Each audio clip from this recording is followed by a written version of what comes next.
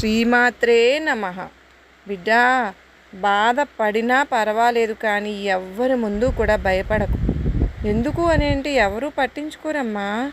నీ దుర్గమ్మ ముందు నీకు బాధ ఉంటే చెప్పుకో, నీకు నేను దారి చూపిస్తాను తల్లి.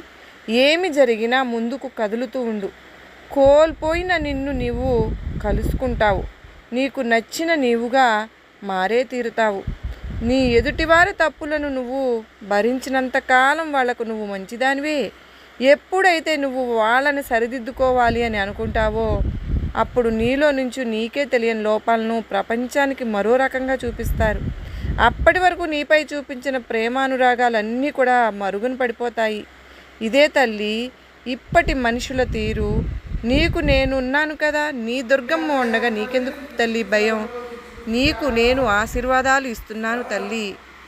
జై దుర్గమ్మ తల్లికి.